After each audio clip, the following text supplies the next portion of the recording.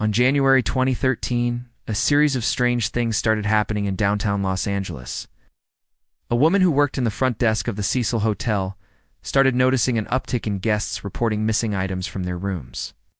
Staff began finding more and more valuables just gone without a trace. At first they suspected the work of a clever thief, but then the staff noticed something disturbing. It wasn't just guests losing things. People were going missing too. The names of these people would be Elisa Lam, 21, and George Frank, 65.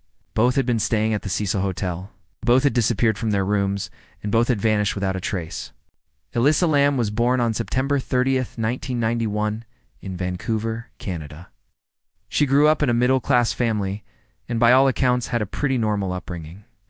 From a young age, Elisa had always been fascinated by art and design. She was known for being a very creative person, drawing pictures and writing poetry. But as she grew up, her interests shifted towards fashion and design.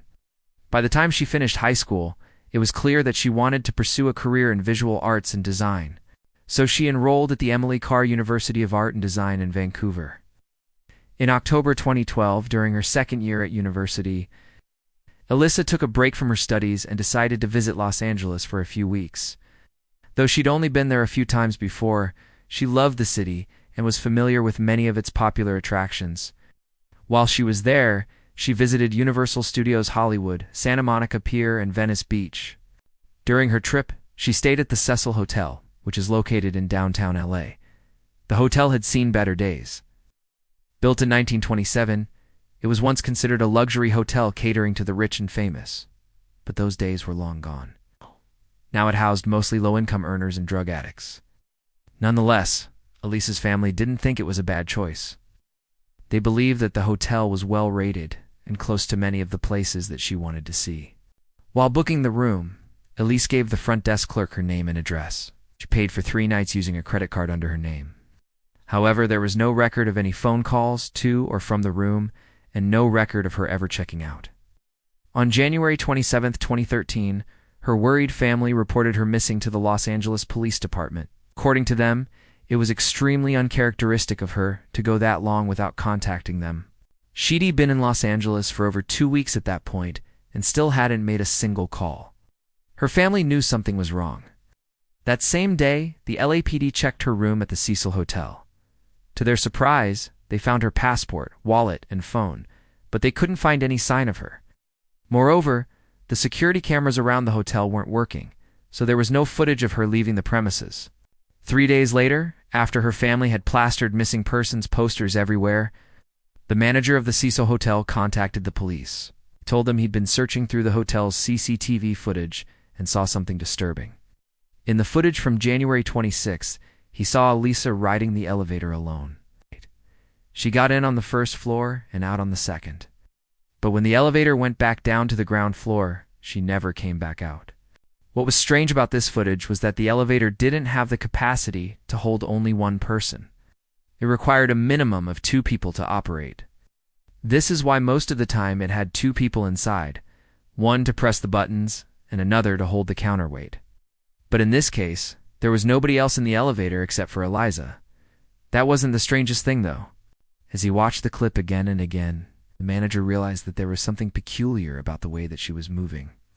She seemed to be dancing and singing to herself in a manner that was completely random and unexpected. It appeared as though she was talking to someone who wasn't there. When the police arrived to watch the footage, they too were puzzled. They couldn't explain why she seemed to be talking to thin air. After speaking to her family, they confirmed that she'd been diagnosed with bipolar disorder. However, they denied reports that she'd been hallucinating at the time of her disappearance. Although the police tried to track down anyone who may have been in contact with her, none of her friends or acquaintances could help them. Everyone agreed that it was out of character for her to disappear like that. They insisted that she wouldn't go off like that without telling somebody where she was going. A week after the video was released, detectives said that they were looking for 2 men who were seen arguing with Elisa in the elevator.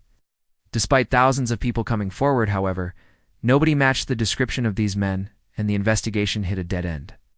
2 months after she was reported missing, her body was discovered floating in one of the hotel's water tanks located on the roof.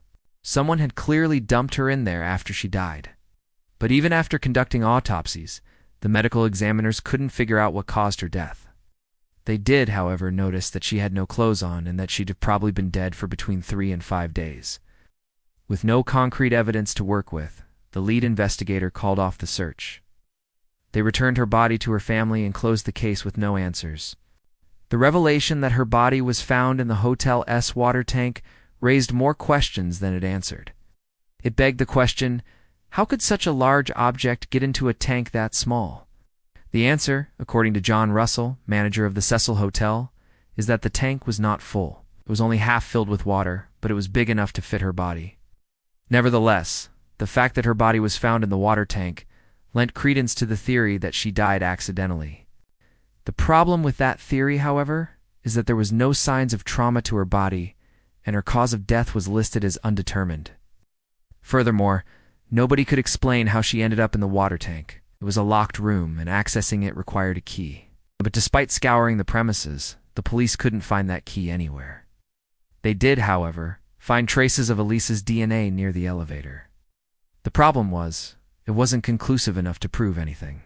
Her distraught parents believe that the police are not doing enough to find out what really happened to their daughter. As far as they're concerned, the case is still open, and they haven't given up hope of finding out the truth. Every month, they travel from Canada to the United States in search of new leads. But so far, all their efforts have come to nothing. Now I want to know what you think. Do you think Elise intentionally jumped into the water tank, or was she pushed? If so, who pushed her and why? Let me know your thoughts. Thanks for watching.